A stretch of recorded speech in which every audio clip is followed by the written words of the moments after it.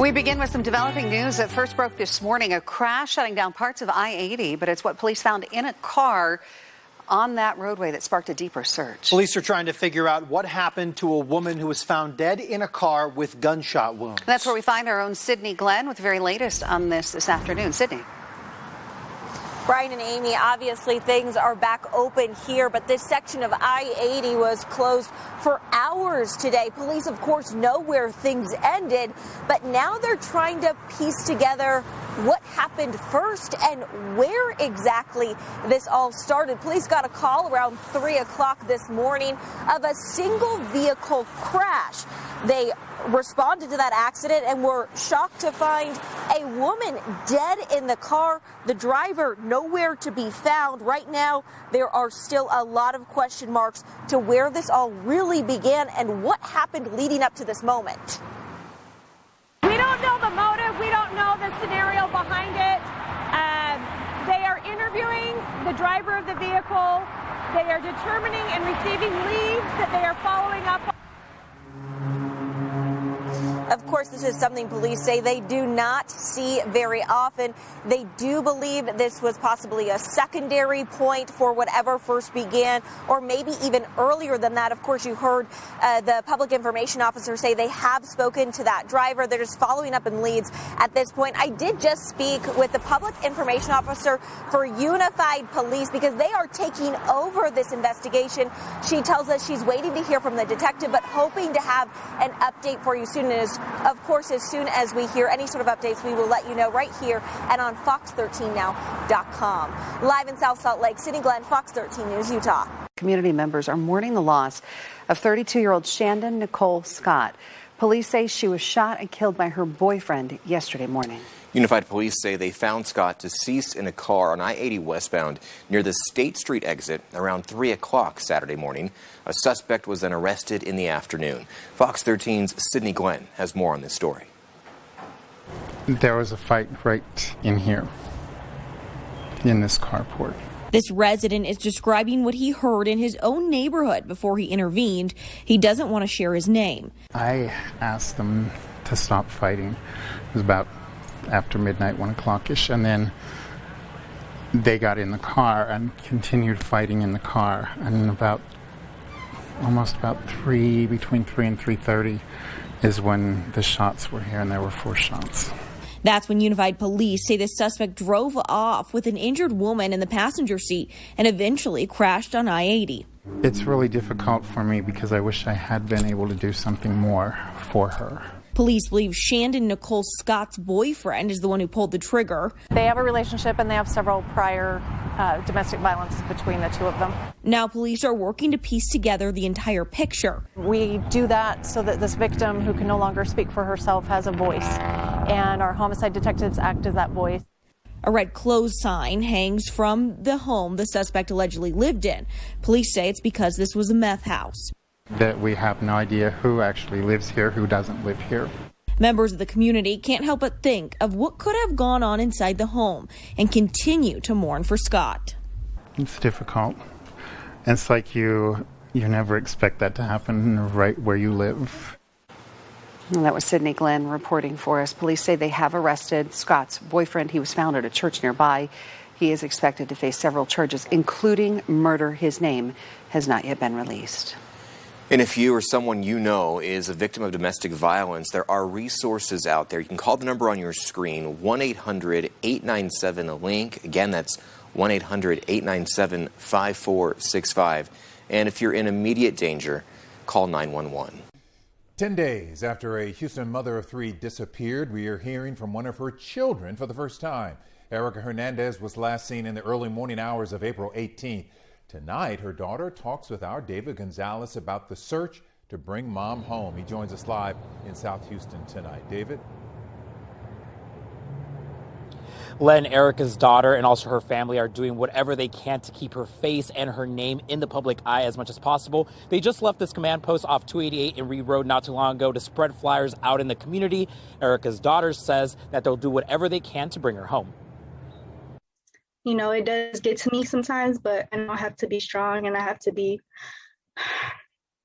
okay for my family. Briza Armenta is fighting through one of the hardest times in her life. Her mom, Erica Hernandez, went missing on April 18th and has not been heard from since. We're all just trying to stay positive. You know, I would always go to her for like random questions that I had throughout the day, and not having her here is a little hard on us. The 19-year-old Texas A&M student is back in College Station grabbing some belongings. Right now, her top priority is to be there for her 15 and 3-year-old brothers and the rest of her family who have been working around the clock looking for answers as to what happened to Erica. It's just a lot of uncertainty right now. We don't know where she could be, where to look. We have no idea. We just have no clues right now. Houston police and volunteers continue to search areas in Southwest Houston near Sunnyside, where Erica was last spotted. Briza wants her mom to know that they're not giving up hope until she is found safe. If you're watching this, just remember that we're looking, and to be strong and to hold on, because we're coming. We're going to come, and you'll be home soon. And you could just hear the pain and heartbreak in her voice. She's asking anyone with any information, even the slightest tip, to come forward, because she says that you'll never know what could help authorities locate her mom. Len, back to you. We certainly hope she makes it home safe and sound. Here are the numbers to call.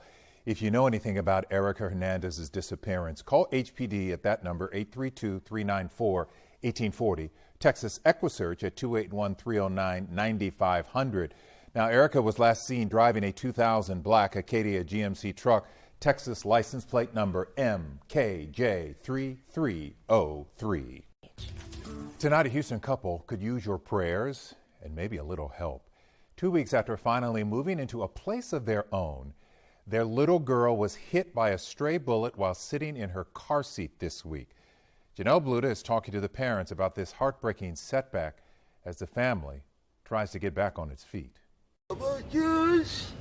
You don't need their words. My heart was just torn in pieces. To know their pain. I feel like my heart just was ripped right in front of me. She did nothing wrong. You can see it in their faces. I want them to catch that man so bad. You can feel it in their cries. She's just innocent little girl. Both born deaf, Frederick and Martha Lane are speaking to us through an interpreter about what happened Monday night. She was so worried. Where's my daughter? What happened? Martha had her two daughters, Selena and Helena, in the backseat of their car. She jumped out to throw away trash when someone opened fire and drove off. A bullet hit Helena in the head, a shooting Martha didn't even hear. And the bullet came through here just like this and hit her in that back seat. The 3-year-old has been in a coma since it happened, but today the first sign of hope. Her legs were moving. I got so excited to see that. Her legs were moving. But the family is no stranger to hard times. That car where Helena was shot had been their home for the past 15 years. They had just settled into an apartment, and now this. Now I feel like we're having to start all the way over, going back to the streets. Now we're just so tired. Mom and Dad are headed back to the hospital to be with Helena. It's where they'll sleep tonight. We're not safe, and we need a new car. So please, God, please, Lord, help us. But too afraid to go back to the apartment. We feel scared, and we just can't get this off of our mind what happened. The family is once again without a home. After 15 years, God finally gave us an apartment. We can do it. We're going to get back. In Houston, Janelle Bluta, KHOU 11 News. 15 years homeless, and now this. Police are still looking for whoever fired the gun. In the meantime, if you would like to help the family, and I know many of you would like to, we have information on our website, KHOU.com. There's breaking news tonight from Houston. Police have uncovered a possible human smuggling operation with a staggering number of adults crammed into one house. CBS's Omar Villafranca has late details. Today, a 911 call leads to a shocking discovery. Police found more than 90 migrants packed into a 2-story home, part of a human smuggling ring. There's no children inside. Youngest is probably early 20s. And as of right now, I think we have approximately 5 females and the rest are males. The migrants telling police they were hungry, while some were showing signs of COVID-19. We do have our health department en route. They will do some rapid testing for that, so we will keep them in the house for now. This stash house discovery is just one of several made in Texas this week. In a 7-hour period on Wednesday, Border Patrol agents in the Rio Grande Valley raided 4 human smuggling stash houses, finding 52 migrants, all in one county. Also on Thursday, agents in Edinburgh found a stash house with 27 people inside. But it's not just houses that are part of the smuggling ring.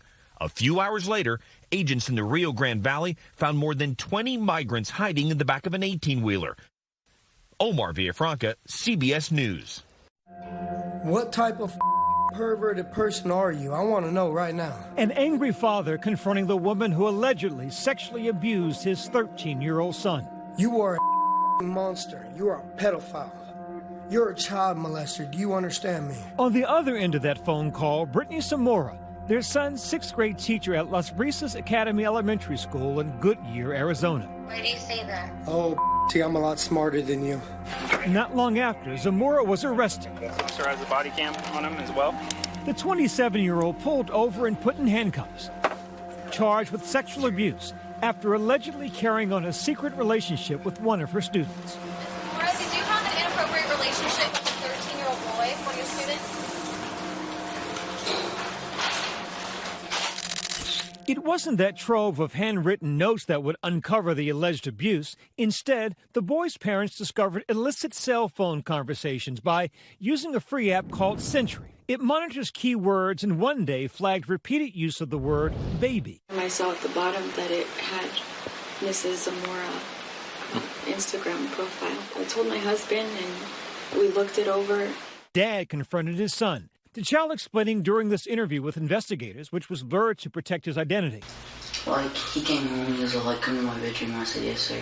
And he was like, who are you texting? And then he showed me the text messages. And he's like, you have one chance to tell me you don't lie to me. The parents in this case did all the right things. They had an open and honest dialogue with their child. They monitored their child's cell phone usage. They realized that something was very different with their child, and they immediately contacted both the school and the police department. Now, a year later, the case once again making headlines after the videos and documents went public.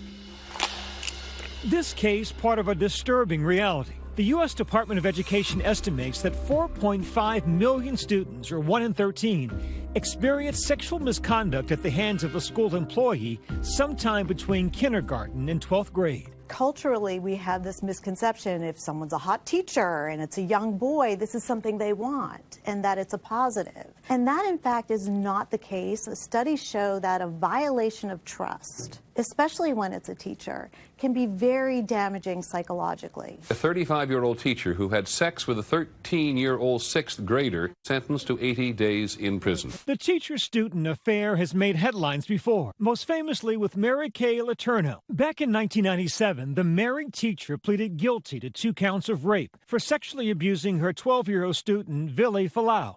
She and Falau would go on to marry and have 2 children. A surprise ending in the case against a Florida teacher who had sex with a student. In 2004, 23-year-old Deborah LaFave was busted in Florida for having sex with a 14-year-old student. She pleaded guilty to less serious offenses and served no time in jail.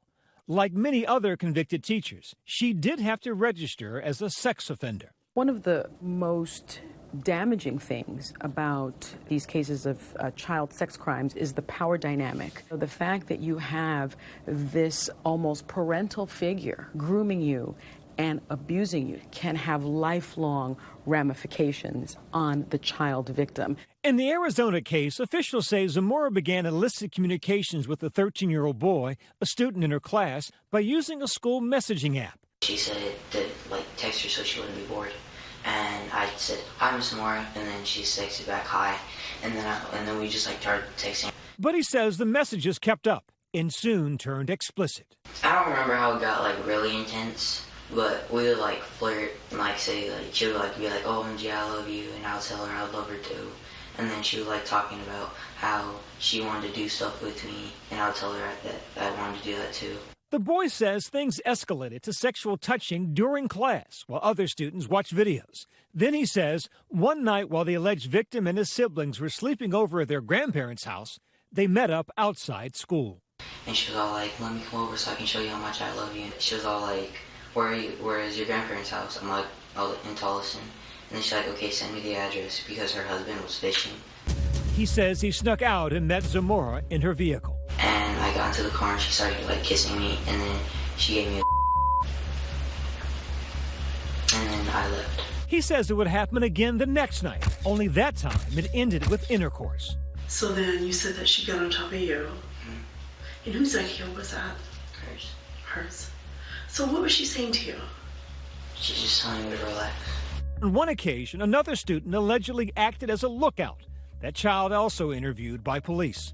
Was Mr. Morris saying anything? No, they're just doing it. It was very uncomfortable. So that's why the second day they're doing stuff, I just left the room. This friend says the alleged victim confided in him, begging him to keep it secret. Like, they're texting dirty stuff. Like on Instagram, they text dirty stuff. Parental control apps are on the rise, now a big business projected to reach $9.5 billion by 2023. Apps like Family Time and Web Watcher tracking mobile activity and blocking racy sites. These parents using one such app to discover those text messages. They say afterwards they received that surprise call from Zamora herself, which they recorded. Can you explain to me? Can we meet, to talk about this? Is there something we can settle out, outside? Oh yeah, that's what we can do. So I can give you a chance to do it to some other kid. Yeah, that's exactly what we're gonna do. No, Ms. Zamora, do me a favor. Do not call me back again. Do you understand me? Make sure you tell your husband what's going on. He is right here. Can he talk to you? Zamora even put her husband on the phone to defend her. Hey, man. Hey, don't say hey man to me. You got a monster. If I was you, you stupid I'd leave her. Man, listen. Listen to me. I am not going to settle outside of court. There's not enough money you can possibly offer me to settle this. Get that. The next day, police cameras recorded the meeting between the boy's parents, school officials, and law enforcement. The school resource officer. Both parents clearly emotional. Have you done anything with your teacher? Did you have sex with your teacher? Mm-hmm. He said yes. He said yes. Okay. The child is already gone, right? She's 13. We tend to think of women as safe and nurturing, especially when they're teachers. Abuse is abuse. It does not matter what gender is committing it. Zamora was arrested and charged with 8 counts of sexual misconduct with a minor, 2 counts of child molestation, and 1 count of transmitting obscene material. She pleaded not guilty. Hey, Brittany, come on out. Have you go ahead and face the wall for me? And just put your hands behind your back. I wanted you to explain, how this came to happen. Can I wait to have an attorney? You can. Is that what you want? Okay. All right. Will I be going home today? No. I'm little. They're going to tear me apart.